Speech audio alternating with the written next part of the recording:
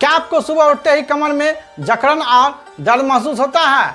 क्या आपको सुबह उठते हैं आपको ऐसा लगता है कि मेरा कमर अकड़ सा गया है और पीठ में दर्द बना रहता है? क्या आपकी रीढ़ की हड्डी धीरे धीरे जकड़ सी रही है, उसमें स्टिफनेस आ रहा है?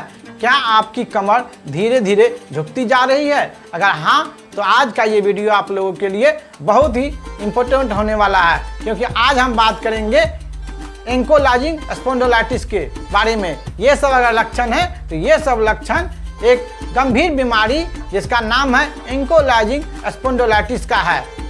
तो आज इस वीडियो में हम जानेंगे इसके कारण, लक्षण और सबसे असरदार होम्योपैथिक मेडिसिन के बारे में।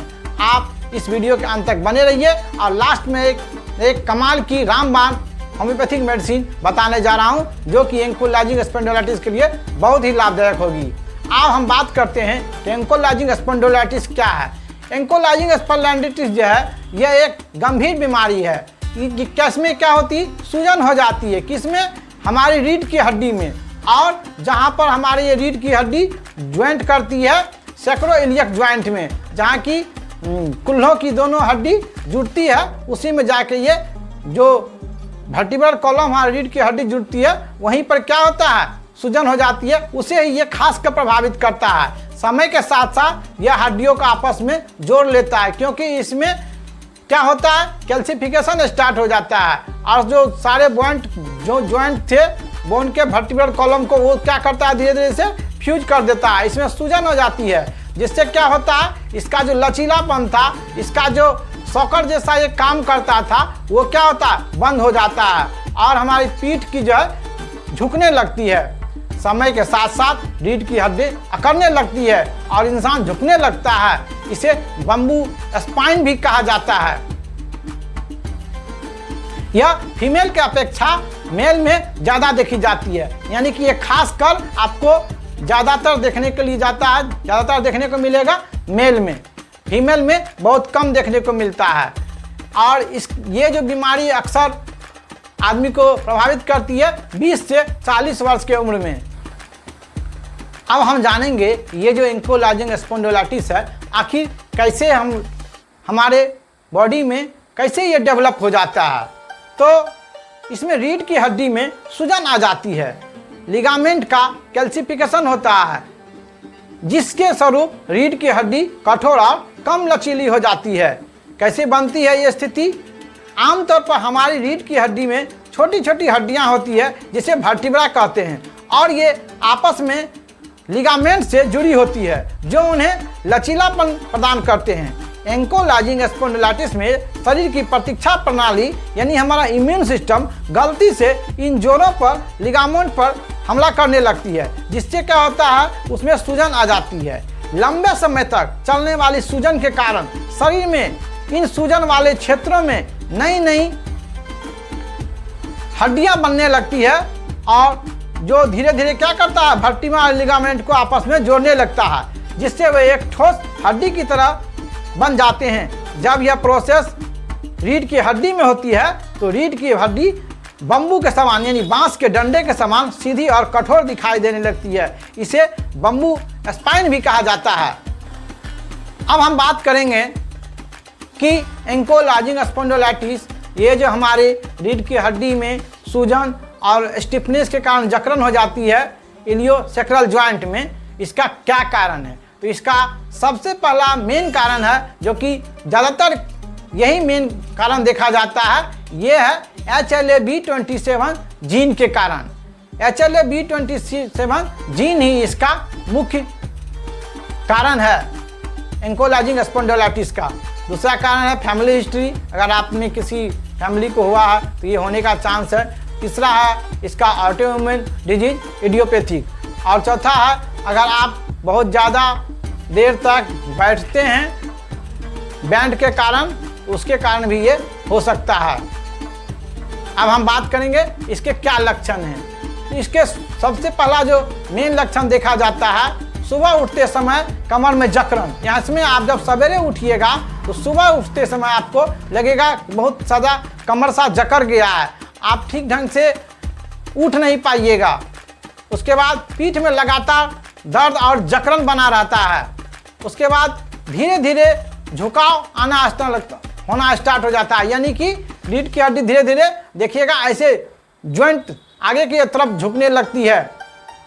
पीठ में और चुत्तर में यानी कुल्हे में दर्द होना स्टार्ट हो जाता है। धीरे धीरे वजन घटने लगेगा, थकान सा महसूस करेंगे। सुबह में जकड़न, चलने फिरने से अगर चलिए फिरिएगा कुछ ठीक लगता है। कमर की रीढ़ की हड्डी में गंभीर सूजन हो जाती है। गतिशीलता में कमी, यानी कि आप जितना काम कर रहे थे वो धीरे धीरे वो सब नहीं कर पाइएगा। उसका मूवमेंट क्या होता है, मोशन उसका कम हो जाता है, जिससे क्या होता है कमर मोड़ने की क्षमता आदमी की कम होने लगती है। तो ये थे इसके मुख्य लक्षण। कैसे पता चलेगा कि हमें एंकोलाइजिंग स्पॉन्डिलाइटिस हो गया? तो इसके लिए आपको जो जांच करवाना जाता है वो है मेन एक्सरे। एक्सरे में देखने के बाद फिजिशियन आपको डॉक्टर बता देंगे कि ये उसकी वर्टिब्रल कॉलम को देख के, रीढ़ की हड्डी को देख के उसमें बम्बू स्पाइन जैसा दिखता है, तो ये पता चल जाएगा कि ये एंकोलाइजिंग स्पॉन्डिलाइटिस है। उसके बाद है आप MRI करवाइएगा सैक्रोइलियक जॉइंट का, तो उसमें भी आपको सूजन सा महसूस होगा और उसमें पता चल जाएगा कि ये दिक्कत है। और उसके बाद है खून का हम लोग जांच करवाते हैं HLA-B27 ब्लड टेस्ट के द्वारा मेन पता चलता है। उसके बाद इन्फेक्शन की रेट जानने के लिए ESR, CBC, CRP करवा के देखते हैं।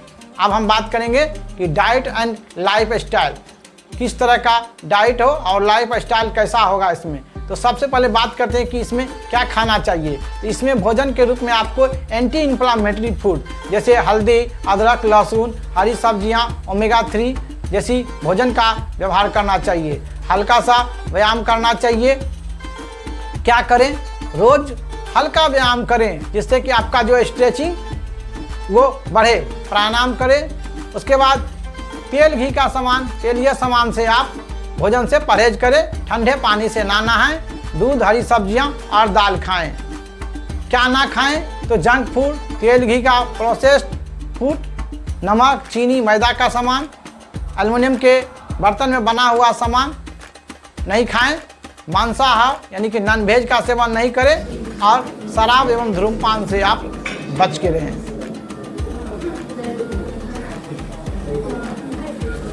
क्या ना करें, तो बहुत देर तक आपको बैठना या लेटना नहीं है। अब हम लोग करें मैनेजमेंट की बात, तो इस तरह के पेशेंट को जो एंकोलाइजिंग स्पॉन्डिलाइटिस का है उसे तकिया यानी पिलो का यूज नहीं करना है।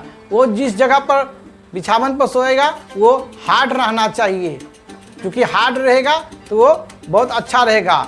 गर्दन और पीठ के बल उसको सोना चाहिए। दाएं करवट बाएं करवट देके इसमें नहीं सोना चाहिए। ये कर सकते हैं। ठंडे पानी से उसे नहीं स्नान करना चाहिए। फ्रिज का सामान का भोजन उसे नहीं खाना चाहिए। अब हम बात करेंगे कुछ होम्योपैथिक मेडिसिन के बारे में। तो इसमें जो होम्योपैथिक मेडिसिन दी जाती है, सबसे पहले हम बात करते हैं रस्टक्स 30 2 बूंद सवेरे आधा कप पानी मिला के पीना चाहिए। अगर आपके पीठ में जकड़न बनी रहती है तो इसमें ये अच्छा काम करता है। उसके बाद है कैल्मिया लेटिफोलिया। कैल्मिया लेटिफोलिया अगर आपकी सूजन दर्द जो है अगर कमर की तरफ आती है तो उसमें ये कैल्मिया लेटिफोलिया काम करती है। 2 बूंद इसको सवेरे खाली पेट में खानी है।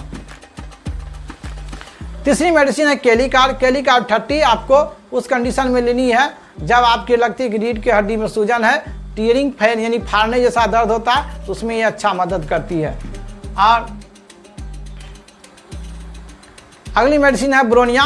ब्रोनिया आपको अगर मोशन से, चलने फिरने से दर्द अगर बढ़ जाता है तो उस कंडीशन में ब्रोनिया काम करेगी। 2 बूंद सवेरे आधा कप पानी मिला कर खाना है। और अगर आपका कैल्सिफिकेशन उसमें हो रहा है तो उसके लिए कैलकेरिया फ्लोर 36X आपको 4 टेबलेट 4 बार खानी है। तो ये थे मैंने कुछ मेडिसिन के बारे में बताएं। और आज मैं आपको एक रामबाण मेडिसिन के बारे में बताता हूं, जो कि आपको अगर आपके कमर में सूजन है, दर्द है, रीढ़ की हड्डी में, स्पाइन में, वो अगर हार्ड हो गया है, उसका स्ट्रेट हो गया है, चलने फिरने और किसी भी कंडीशन में आपको दर्द बना रहता है, आपकी बैंड कर रही है, तो उस कंडीशन में ये स्पंडो क्योर मेडिसिन, स्पंडो क्योर, इसे 20 बूंद आधा कप पानी मिला के सुबह शाम 2 बार खानी है। ये हमारी संस्था की बनाई हुई बहुत ही अच्छी मेडिसिन है स्पंडो क्योर। इसे 20 बूंद आधा कप पानी मिला के 2 बार खानी है। दूसरी मेडिसिन है जो कि आपको कैल्सिफिकेशन जानते हैं को हो रहा है, बोन ज्वाइंट करने लगता है, उसके लिए है ऑस्टियोटोन टेबलेट 4 टेबलेट 2 बार सुबह शाम खानी है इसको। और तीसरी मेडिसिन है पेन रिलैक्स वाल। पेन रिलैक्स वाल आपको दर्द में जहाँ पर सूजन है इन पीढ़ी की हड्डी में आपको धीरे धीरे मालिश करनी है। तो ये मैंने आपको 3 मेडिसिन बताई, एक स्पंडो क्योर, दूसरा ऑस्टियोटोन टेबलेट, तीसरा पेन रिलैक्स वाल। ये हमारी संस्था की बनाई हुई मेडिसिन है। इसे आप लेंगे, आप लेते ही आपको धीरे धीरे देखेंगे कि ये बहुत अच्छा इसमें फ़ायदा मिलेगा। और अगर आप किसी भी दर्द संबंधित किसी भी बीमारी का घर बैठे इलाज कराना चाहते हैं, ऊपर दिए गए मेरे हेल्पलाइन नंबर पे कॉल करके आप घर बैठे किसी भी गंभीर से गंभीर बीमारी का इलाज करा सकते हैं। ध्यान रखें, कोई भी होम्योपैथिक मेडिसिन लेने से पहले एक क्वालिफाइड और अच्छे जानकार डॉक्टर से आप कंसल्ट करके जरूर मेडिसिन खाएं। अपने मन से कोई मेडिसिन ना लें, क्योंकि यह एक बहुत ही सीरियस बीमारी है। हाँ, अगर आपको कोई भी बात मेडिसिन संबंधित पूछनी हो, ऊपर भी मेरा व्हाट्सएप नंबर है, उस पर आप मैसेज करके पूछ सकते हैं। और घर बैठे अगर आप अपना इलाज कराना सकते हैं तो टेलीमेडिसिन के माध्यम से, वीडियो कॉलिंग के माध्यम से आप अपना इलाज करा सकते हैं। ध्यान रखें, एंकोलाइजिंग स्पॉन्डिलोलाइटिस एक लंबी चलने वाली बीमारी है, लेकिन सही जानकारी, सही पहचान के द्वारा यह ठीक हो सकता है। तो अपनी रीढ़ को हड्डी को झुकने मत दीजिए, आज ही कदम उठाएं। स्वस्थ रहें, खुश रहें। यह वीडियो आप लोग को कैसा लगा हमें कमेंट करके बताएं। मैं ऐसे ही हेल्थ रिलेटेड वीडियो आप लोगों के लिए लेते आता रहता हूं, जैसे कि आप लोग जानकारी बने, किसी भी बीमारी के बारे में जानें। तो अगर ये वीडियो आपको किसी भी दूर रूप से देख रहे हैं, अगर आपको अच्छा लगे तो लाइक करके शेयर करें, तथा अगर आप हमारे चैनल पर नए हैं तो चैनल को सब्सक्राइब करके बेल बटन ऑन कर लें। कोई भी बात अगर आपको पूछनी हो हमारे कमेंट सेक्शन में जाके पूछ सकते हैं। धन्यवाद।